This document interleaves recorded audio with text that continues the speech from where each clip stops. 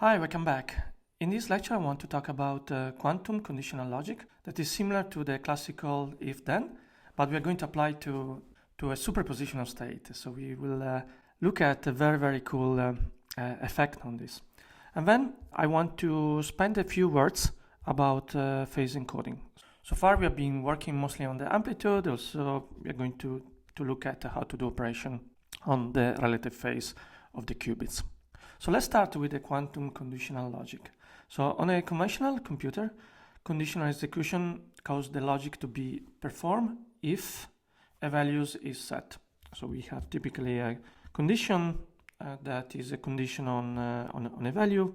For instance, a certain value might be greater than a certain other values.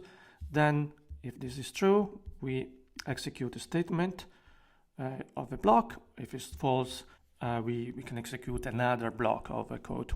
So during the execution of our code, CPU will read the value and then decide whether to execute the logic or not.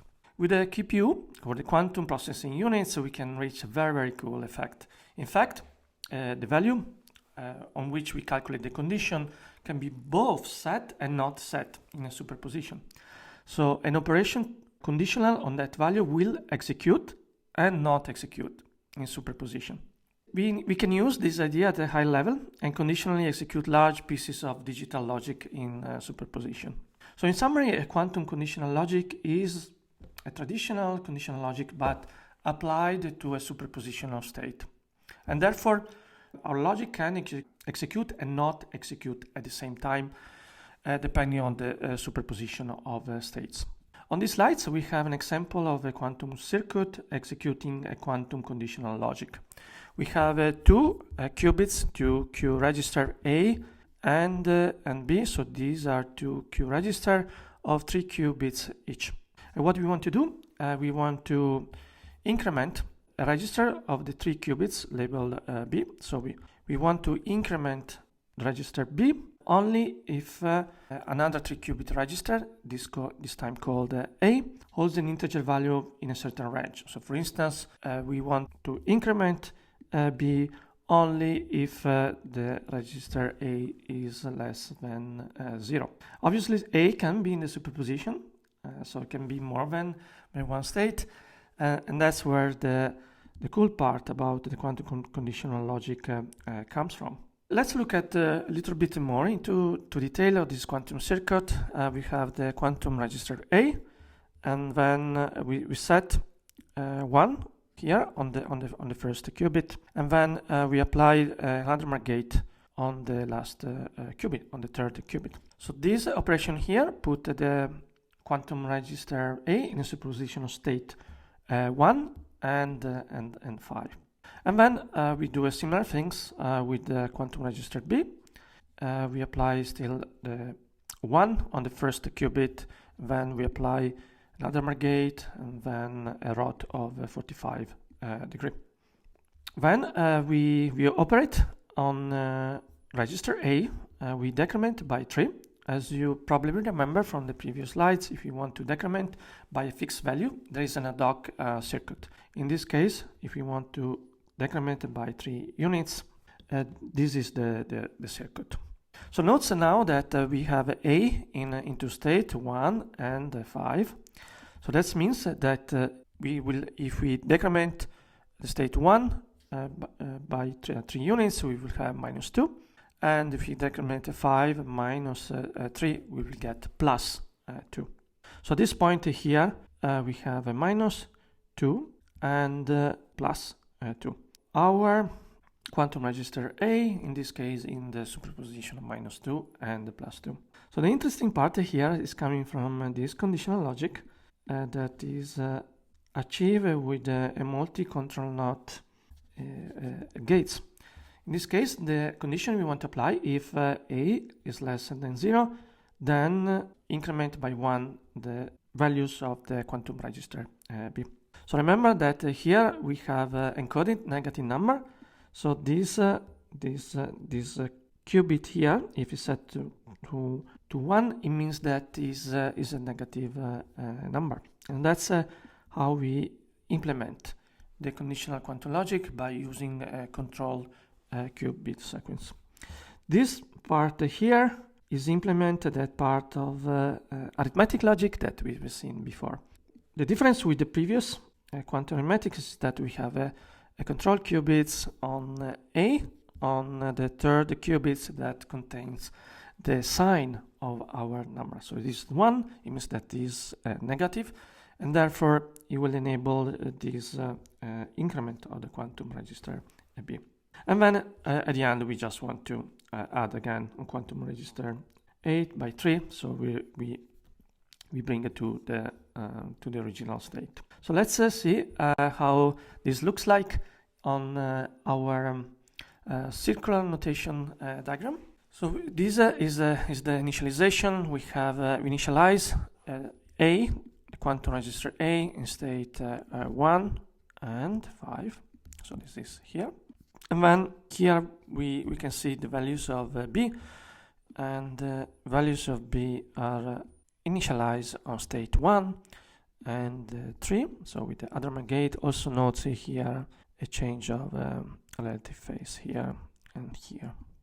That is coming from this 45 rotation of the relative phase. So this is before doing the conditional logic. Then we apply the conditional logic here, and then we sum it up, and you see something very, very interesting. So when so we have the values 1, and then we decrement -3, so these become negatives, and this will add up. It will increment the quantum register B by 1 value. So you see that we go from quantum state 1 to 2. So in this case, we did apply the increment operation. In the case of a 5, we decrement -3, we get 2. In this case, is greater than 0, so nothing happened.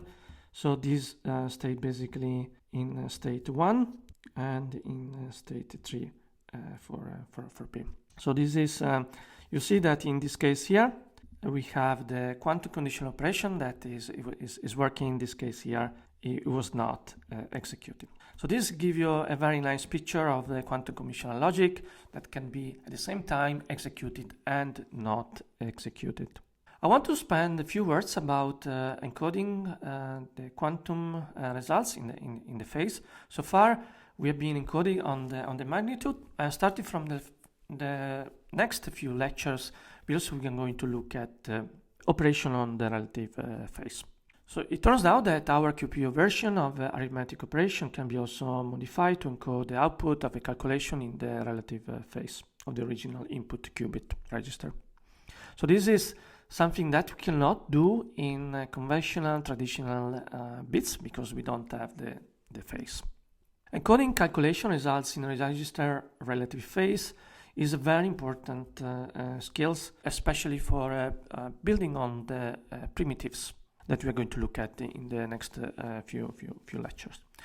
And these primitives also will allow us to transform relative phase in the magnitude, so that we can actually do a real operation. So let's look at an example of conditional, quantum conditional, but instead of making an operation like increment or decrement operation, what we're going to do is just a so-called flip operation. So the flip operation is basically flipping the relative phase by 180 degrees. So if the phase is here, like this, of a state of a qubit, what we're going to do is basically flip it in this way here. So you see here, for instance, we flip only if A is equal to 0 and the quantum register B is in state 1. The flip operation is the following here. We're going to come back to the flip operation in the next lecture. And then we had this condition on the sign of the quantum register A. So that means if this is negative, also do this flip operation. That is an operation not anymore on the magnitude, but on the relative phase. So we just manipulate the phase. On this slide, so we see the circular notation. This is the state before. So you see all the phases are like 0 and here, and then we apply a quantum conditional flip only on these three cases here. So only in the case of quantum state 1 for B, right? So only this will be flipped, and only the one that are less than 0. Our initial state will be 0, 0, 1, 2, and 3. So these three values, if we decrement by 3, they will become negatives. And then we act only on the quantum state 1 for the quantum register B. So we were going to flip here only this state. You see the relative phase that is actually flipped. So this is the last slide of this lecture, and talk to you soon.